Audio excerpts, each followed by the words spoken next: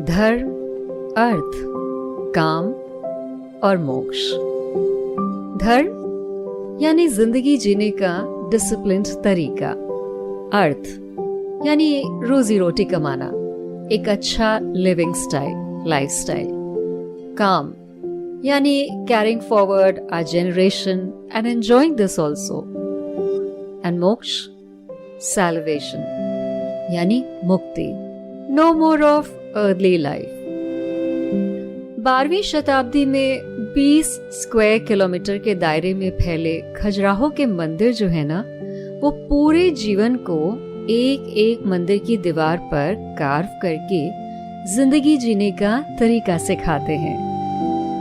आज की तारीख में 85 में से सिर्फ 22 से 25 टेम्पल्स ही रिकवर हो पाए हैं, जिनमें से मुख्य हिंदू और जैन मंदिर हैं। मैं वीरा अपने पॉडकास्ट मेरी दुनिया विद वीरा में आज आपको खजुराहो की सैर करवाने वाली हूँ। खजुराहो जैसे ही नाम लो, हाँ खजुराहो जाओगी, क्या हो गया है, वहां तो लोग हनीमून मनाने जाते हैं। अपने एरोटिक कार्विंग्स के लिए पूरी दुनिया भर में मशहूर है खजुराहो। पर मुझे दुख है कि पूरी दुनिया के सामने इसे इसी रूप में प्रेजेंट किया गया है। Because you know what, sex always sells, right? इसीलिए इस चीज को हाईलाइट करके दुनिया भर से टूरिस्ट यहाँ पर बुलाए जाते हैं, और ये सच में एक फॉरेन हब टाइप की जगह है भी। पर मैं आपको जिस खजुराहो की आज सैर करवाने वाली हूँ, वो खजुराहो एक बेहद ही खूबसूरत जगह है। आपको पता है, पूरे खजुराहो का जो टेम्पल कॉम्प्लेक्स है, उसमें मात्र 10% जो स्कल्पचर्स हैं वही इरोटिक हैं। The rest of them are beautiful sculptures जो कि लाइफ की अलग अलग चीजों को दर्शाती है, जैसे कि रोजमर्रा की जिंदगी, खाना खाना, घूमना, बच्चे को टहलाना, माँ का अपने बच्चे को दूध पिलाना, गाय बछड़ों का आपस में खेलना, चौके में खाना पकाना, अपने बच्चों को पिता पढ़ाते हुए या गुरु पढ़ाते हुए, किसी साधु का मेडिटेशन करना। अनगिनत ऐसे स्कल्पचर्स बने हुए हैं खजुराहो की एक एक दीवार पर। चंदेलों द्वारा बनवाया गया खजुराहो ग्रुप ऑफ मॉन्यूमेंट्स है, जो कि यूनेस्को साइट भी है। 950 से लेकर 1050 के बीच में ये बनवाया गया था।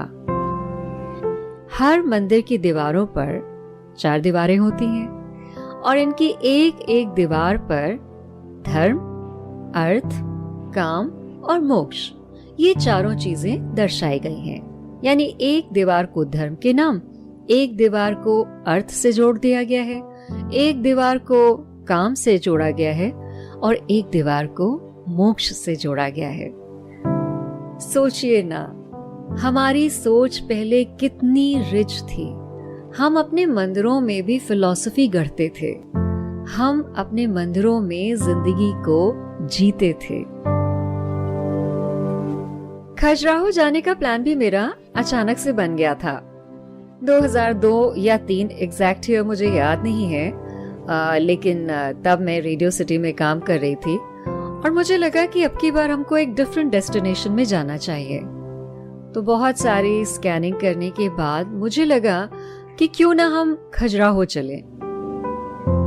उसके पीछे कोई बहुत बड़ा थॉट नहीं था, सिर्फ ये था कि चूंकि ये वर्ल्ड हेरिटेज साइट है और दुनिया भर में इंडिया को रिप्रेजेंट करती है, तो क्यों ना यहाँ पहुंचकर आमने सामने इसको देखा जाए। मैं थी, मेरी माँ थी, मेरा भाई, बस हम 3 थे, और हमारे साथ हमारे ड्राइवर थे। छोटी सी जैन थी तब हमारे पास, और हम उसी में हमीरपुर का रास्ता लेते हुए भटकते, उछलते, कराहते, मुस्कुराते हुए छतरपुर के जंगलों को पार करके रात 8 बजे के आसपास खजुराहो पहुंचे थे। और खजुराहो के मेन एंट्रेंस पे ही हमें पीली फ्लोरेसेंट लाइट से नहाया हुआ खजुराहो का टेम्पल कॉम्प्लेक्स दिख गया। और पता है उस वक्त पूरी फिजा में कौन सी आवाज गूंज रही थी?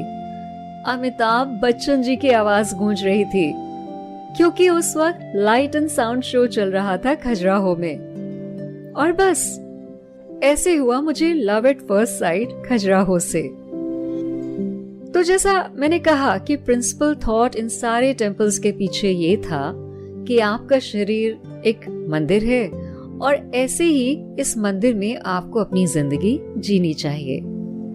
उसमें बहुत सारी मेडिटेटिव पोजेस हैं, स्पिरिचुअल टीचिंग्स भी दिखाई गई हैं, नर्तकियां नृत्य करती हुई दिखाई गई हैं, रिलेशनशिप्स पे भी स्कल्पचर्स बने हैं और अलग अलग काम मुद्राएं भी हैं। इन सब की एक्सीलेंट एक्सेप्शनल जो कार्विंग है ना, वो इसे आउट ऑफ द वर्ल्ड बनाते हैं। खैर, मंदिरों की सैर तो मैंने नेक्स्ट डे करी, पर जब रात को 8 बजे हम सब थके हारे खजुराहो के मेन गेट से अंदर गए तो हमें सबसे पहले अपने रहने का ठिकाना ढूंढना था। मैं जब भी किसी नई जगह पर जाती हूँ, मेरी कोशिश रहती है कि हम गवर्नमेंट गेस्ट हाउस में रुकें, क्योंकि ऑब्वियसली वो सेफ होते हैं और उनका एरिया बहुत अच्छा होता है और उनकी लोकेशन भी बहुत बढ़िया होती है। ये 3 चीजें मुझे हमेशा मोटिवेट करती हैं कि मैं गवर्नमेंट गेस्ट हाउस में रुकूं। तो बस जैसे ही खजुराहो के अंदर हम पहुंचे, मैंने तुरंत पता लगाया कि वहाँ पे गवर्नमेंट गेस्ट हाउस कहाँ है। तो पता चला थोड़ी दूर आगे चलकर बाएं हाथ मुड़कर हमें झनकार, जो कि एमपी गवर्नमेंट का गेस्ट हाउस है, वो मिल जाएगा। बस फिर क्या था, गाड़ी मोड़ी और पहुंच गए हम। हालांकि हमें उस वक्त ठंडे कमरे तो नहीं मिल पाए, लेकिन हमने कूलर वाले कमरे में ही रात गुजार के अपना टाइम बिता दिया। फिर पता चला कि एमपी में तो रातें इतनी ठंडी होती हैं कि कूलर भी बंद करना पड़ता है। और सुबह हमारी आंख ढेर सारी चिड़ियों की चहचहाहट से खुल गई। आपको पता है, एमपी की खास बात यह है कि यहाँ पे पॉपुलेशन बहुत ज्यादा नहीं है, इसीलिए आपको बहुत ज्यादा भीड़ भाड़ नहीं नजर आएगी। दूसरी खासियत एमपी की ये है कि यहाँ पर सफाई अच्छी खासी रहती है, लॉ एंड ऑर्डर भी काफी बेहतर रहता है। ये सब मैंने एमपी की जब जब यात्राएं करी ना, ये मैंने तब महसूस किया। तो सुबह की दूध वाली बढ़िया चाय पीने के बाद लॉन में बैठ करके हमने डिसाइड किया कि हम अपना वो दिन कैसे गुजारने वाले हैं। तो भाई, सबसे पहले तो जिस काम के लिए आए थे वही करना था, यानी खजुराहो के टेम्पल्स को देखना था। तो मेन रोड से ही हमें एक गाइड मिल गए एंड इंसिडेंटली वो गाइड हमें इतने लर्नेड मिले कि उन्होंने हमारे ज्ञान चक्षु खोल दिए। ये जो आपको मैं बता रही हूँ ना कि हर दीवार पर क्या क्या दर्शाया गया है और क्यों, ये उन्हीं ने हमको समझाया और उन्हीं ने हमको बताया भी कि खजुराहो को बहुत ही गलत इंप्रेशन के साथ प्रमोट किया जाता है, जो कि बाद में मैंने भी महसूस किया कि बिल्कुल सच है। तो आइए आपको कॉम्प्लेक्स की सैर कराते हैं, खजुराहो कॉम्प्लेक्स की। देखिए, 3 तरह से बटा हुआ है ये। वेस्टर्न ग्रुप है, जो कि आप जैसे खजुराहो में एंटर करेंगे आपको सामने ही दिख जाएंगे। 3 मंदिर है इसमें। कंदरिया टेम्पल है, जो कि सबसे ऊंचा है, एक सीढ़ी नुमा आकार में बना हुआ। इसमें ब्रह्मा, विष्णु और महेश की मूर्तियां हैं। दाईं ओर जगदम्बी टेम्पल है, जो कि माँ पार्वती का है, और बाईं ओर चित्रगुप्त टेम्पल है, सूर्य भगवान का। एक्चुअली कंदरिया टेम्पल में बिल्कुल खड़ी सीढ़ियां बनी हुई हैं, लेकिन जब आप उस मंदिर पे चढ़ेंगे और उसकी एक एक दीवार को देखेंगे तो आपको समझ में आएगा कि यहाँ पर कितनी बारीकी से काम किया गया है। लगा जैसे कि मूर्तिकार एक एक पत्थर को अपने खून और पसीने से संवार रहे हैं। एक एक नक्काशी में आपको इतना महीन काम दिखेगा कि आप देखते रह जाएंगे। सीरियसली, मेरे साथ तो बिल्कुल ऐसा ही हुआ। अच्छा, खजुराहो कॉम्प्लेक्स में ईस्टर्न ग्रुप ही है, जिसमें अगेन 3 टेम्पल्स हैं। एक टेम्पल वामन अवतार के नाम पर है, दूसरा जवरी है और तीसरा पार्श्वनाथ है, जो कि जैन टेम्पल है। एक्चुअली खजुराहो के जो टेम्पल्स हैं वो मिले जुले हैं। यहाँ पर काफी हिंदू टेम्पल्स हैं और काफी जैन टेम्पल्स भी हैं। इसी तरह से दुलदेव और चतुर्भुज अवतार साउथ में है। चतुर्भुज में गंगा अवतरण की कहानी है और दुलदेव एक बहुत ही खूबसूरत सा मंदिर है। और इसके अलावा यहाँ पर आर्कियोलॉजिकल सर्वे ऑफ इंडिया का म्यूजियम भी है, जहाँ पर ढेर सारी मूर्तियां आपको मिलेंगी। हर एक मूर्ति अपना अपना इतिहास आपसे बताती हुई। तो तड़कती धूप में एक एक मंदिर को, एक एक जगह को देखने के बाद हमने शाम 4 बजे के आसपास अपने गाइड साहब को अलविदा कह दिया और फिर टाइम शुरू हुआ कि हम खजुराहो की सैर करें। छोटी सी जगह है बिल्कुल, लेकिन बहुत साफ सड़कें हैं, आप आराम से पैदल चल सकते हैं। मालूम है, आप नंगे पैर भी चलेंगे ना, आपके पैरों में धूल नहीं लगेगी। तो बस जैसे ही हम चलते हुए थोड़ा आगे गए, हमें एक पेड़ पर बना हुआ छोटा सा रेस्टोरेंट दिखाई दिया। रेस्टोरेंट क्या, 5-6 कुर्सियां पड़ी हुई थी, फ्लैट सा एक पोर्शन बनाया हुआ था और उस पर जब आप सीढ़ियों से चढ़ के जाएंगे, पेड़ की शाखाओं पे वो फ्लैट पोर्शन था जिसपे कुर्सियां थी, तो वहां बैठकर आपको मेन खजुराहो कॉम्प्लेक्स के जो 3 टेम्पल्स हैं वो एक स्ट्रेच में दिखाई पड़ते थे, यानी कंदरिया, जगदम्बी और चित्रगुप्त। तो भाई शाम की चाय तो हमने उसी ट्री रेस्टोरेंट पे ही बैठ के पी, उन मंदिरों को देखते हुए। अच्छा, जब हम खजुराहो की ओर जा रहे थे तो सभी के मन में एक झिझक थी, जैसे कि हमारी सोसाइटी होती है, हमें बहुत ज्यादा सेक्स एजुकेशन पे बात करने नहीं दी जाती है, ना ही हम इस विषय पे बहुत बात करते हैं। तो मेरी माँ और मेरा भाई थोड़ा सा अटपटापन महसूस कर रहे थे। पर जब हमने ये टूर लिया और हमारे गाइड ने हमें ये सब कुछ बहुत आराम से समझाया, एक एक मूर्ति को डिस्क्राइब किया, तो वो जो झिझक थी ना, वो जो अटपटापन था, वो एकदम से गायब हो गया और हमें उन मूर्तियों के पीछे छुपा हुआ सारा प्यार और सारी फिलॉसफी समझ में आ गई और बस वहीं से हमारा मूड और लिफ्ट हो गया। खजुराहो की ट्रिप हमारी 3 दिन की थी, तो एक दिन तो हमने मंदिरों के लिए रखा था और अगला दिन हमने वाटरफॉल्स के लिए रखा था। वाटरफॉल्स भी हैं यहाँ पे बहुत खूबसूरत, जिसमें से पहला है रानी फॉल जो कि 21 किलोमीटर दूर जाकर है और दूसरा है पांडव फॉल। ह्यूज है रानी फॉल, पता है आपको, 30 फुट नीचे गिरता हुआ पानी दिखाई पड़ता है और इसमें मैंने रेनबो भी देखा। हालांकि बहुत पास से मैं जाके नहीं देख पाई क्योंकि दूर से ही हम लोग को रोक दिया गया था, पर ये बहुत लंबे एरिया तक गिरता हुआ दिखाई पड़ा और इतना खूबसूरत था कि वहां से हटने का मन नहीं कर रहा था। लेकिन हम वहां से पांडव फॉल भी गए जो कि खजुराहो और पन्ना नेशनल पार्क के रास्ते में पड़ता है। तकरीबन 34 किलोमीटर है खजुराहो से। ये वाटरफॉल के नदी से निकला है और इस वाटरफॉल के बेस में केव्स भी हैं, गुफाएं, यानी कि जिनका जिक्र हमें महाभारत में भी मिलता है।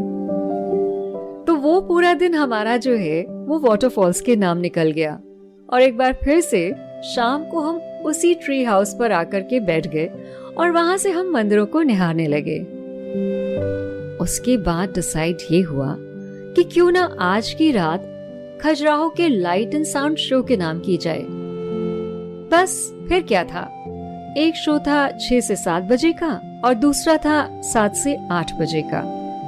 तो हमने सोचा जितना रात हो जाए उतना ही मजा आएगा और ये सोचकर हमने शाम को 7 से 8 वाले टिकट्स ले लिए। भाई देखिए, मैं तो 2002 या 3 की बात कर रही हूँ, हो सकता है आज की तारीख में शो टाइमिंग्स बदल गए हों, पर जो शो हमने देखा था उसका टाइम 7 से 8 था। पूरा चांद निकला हुआ था उस रात को और जब उस चांदनी रात में हम खुले हुए गार्डन एरिया में, रंगीन लाइट से नहाए हुए एरिया में बैठे अपनी अपनी कुर्सियों पे और जैसे ही एक लाउड साउंड के साथ अमिताभ जी की मैग्नेटिक वॉइस आई अपने नरेशन के साथ और उसके साथ शुरू हुआ एक्सीलेंट वॉइस ओवर्स का सिलसिला जो कि अलग अलग आर्टिस्ट ने दिया हुआ था, जो कि उन सीन्स को एनैक्ट कर रहे थे जो उस काल के थे। मुझे लगा जैसे मैं 2002 नहीं बल्कि 11वीं शताब्दी में उसी प्रजा का एक हिस्सा बन गई हूँ। मुझे आज तक याद है जब कंदरिया टेम्पल के पीछे से सूरज के गोले जैसी पीली लाइट, ह्यूज लाइट फेंकी गई थी और फिर पायलों की झनकार सुनाई पड़ी जो कि पूरे एरिया में गूंज रही थी। कुछ खिलखिलाहट की आवाज, कहीं से पूजा की घंटी आती हुई, कहीं से आरती की आवाज आती हुई। जहाँ जहाँ आवाज आ रही थी वहाँ वहाँ लाइट फेंकी जा रही थी।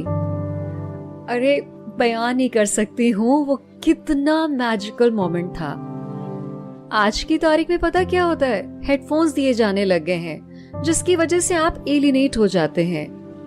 लेकिन खजुराहो में जब हमने लाइट एंड साउंड देखा था तो पूरी वादियों में आवाज गूंज रही थी। चंदेलों की वो सदी एक बार फिर से जीवित हो गई थी। Let me tell you, it was once in a lifetime experience. ऐसा एक्सपीरियंस मैंने किसी और लाइट एंड साउंड शो में नहीं किया। मैंने सोमनाथ का भी लाइट एंड साउंड शो देखा, मैंने कोणार्क का भी देखा, मैंने और जगह के भी देखे, लेकिन जो करिश्मा, जो मैजिक यहाँ पे मिला वो मुझे आज तक कहीं भी नहीं मिल पाया। और इस मैजिक को मैंने और मेरी माँ ने और मेरे भाई ने जमकर महसूस किया। हाँ, थोड़े से मच्छरों ने भी हमारे साथ साथ इस मैजिक का हिस्सा बनने की कोशिश की और मुझे लगा उस वक्त कि काश हमारे पास ओडोमॉस होता तो हम इस मैजिक को और मैजिकली महसूस कर सकते थे। पर क्या किया जाए, मच्छरों को दाएं हाथ से भगाते हुए बाएं हाथ से भगाते हुए हम उस 1 घंटे के मैजिक में खो ही गए थे। और जब शो खत्म हुआ तो एक बार फिर से हम अपने टूरिस्ट लॉज में वापस आ गए और वहाँ के मैनेजर ने हमारा स्वागत बहुत जबरदस्त कढ़ाई पनीर, फुलके वाली बढ़िया पतली पतली चपाती, अमेजिंग दाल और चावल से किया। एमपी का खाना मस्त होता है, पता है यहाँ पे कोई मिलावट नहीं होती है। और जब मैं गई थी तब इतने डिवीजन भी नहीं हुए थे। अब तो एमपी बेचारा टुकड़ों में बढ़ गया है, पर उस वक्त एमपी सच में भारत का दिल हुआ करता था। और एमपी की खास बात यह है कि रात को हवाएं बहुत सुंदर चलती हैं। किसी भी मौसम में जाइए, रात को हवाएं आपको बहुत अमेजिंग मिलेंगी। तो वो जो लंबा सा उनका एरिया था लॉन वाला, उसमें नाइट वॉक करना तो मस्ट हो गया था। और नाइट वॉक करते करते हम बाहर सड़क पे भी निकल आए और हमने रात 10:30 बजे तक जम के वॉक करी उस दिन। दिल ही नहीं कर रहा था सोने का। इतना खूबसूरत लाइट एंड साउंड शो देखने के बाद, इतना अमेजिंग डिनर करने के बाद भला सोना कौन चाहता है। खजुराहो के मंदिर 10वीं से 12वीं शताब्दी के बीच बने थे, लेकिन फिर समय की ऐसी आंधी आई, इतने सारे इस पे इन्वेजन्स हुए, इस तरह की प्राकृतिक आपदाएं आई कि सारे मंदिर धूल में, पत्थरों में सिमट के रह गए, छुप गए, दुनिया की नजरों से दूर हो गए। 1838 में टी.एस. बर्ट को ये क्रेडिट दिया जाता है कि उन्होंने इसे रीडिस्कवर किया। इनफैक्ट चलते चलते उनका पैर जंगल में किसी मूर्ति से टकराया। उन्होंने हल्का सा मिट्टी को हटा के देखा तो उन्हें एक एरोटिक मूर्ति दिखाई पड़ी। वो लौट के आए और उन्होंने रिक्वेस्ट की वहां के राजा से कि उस एरिया की ठीक से सफाई कराई जाए। तो शुरुआत तो वहीं से हो गई थी, पर पूरी तरह से इसमें दोबारा जान डाली गई 1904 से 1910 के बीच। अच्छा, आपको पता है Khajuraho is very accessible. Delhi से डायरेक्ट फ्लाइट्स आती हैं, ट्रेन से भी आप पहुंच सकते हैं। रोड जर्नी तो खुद मैंने करी है।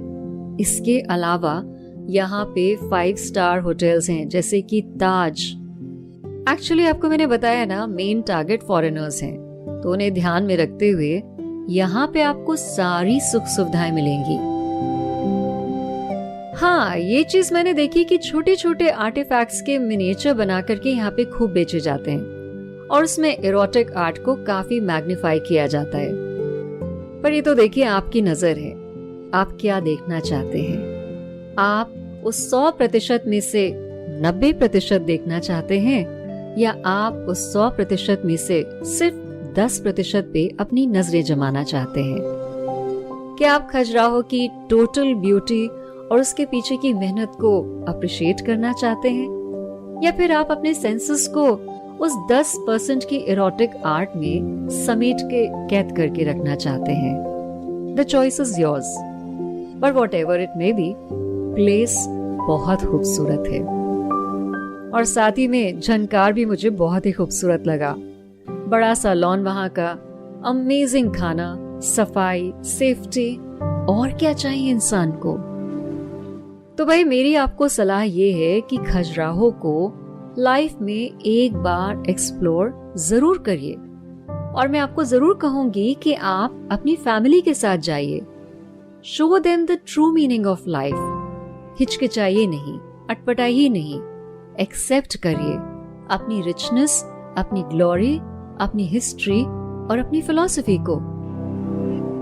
And last but not the least, Khajuraho is so full of life, greenery and scenic beauty कि आपके दिमाग को टोटल तरावट मिल जाएगी। तो खजुराहो का प्लान जल्दी बनाइए, क्योंकि मैं जब खजुराहो घूम के आई थी ना, मैंने फटाफट 3-4 लोगों को भेजा था। एंड ट्रस्ट मी, जितने लोग वापस आए वहां से, उन सब ने मुझे थैंक यू बोला था। आप भी बोलेंगे, पक्का वादा है मेरा। तो मेरे अगले पॉडकास्ट में मैं आपको कहाँ ले चलूं? मेरे अगले पॉडकास्ट में मैं आपको नॉर्थ ईस्ट ले चलूंगी, असम और शिलोंग। चलेंगे ना मेरे साथ? तो भाई मेरे पॉडकास्ट को सुनिए, लोगों के साथ शेयर जरूर करिए। मैं चाहती हूँ कि आप सब पूरे भारत की सैर मेरे साथ करें। I always tell you, traveling is my religion and traveling is my passion. तो मेरे पैशन का हिस्सा बनिए और अपनी जिंदगी में भी कुछ अच्छे से पल मेरे साथ बिताइए। और अगली बार मिलने तक अपना ख्याल रखिए।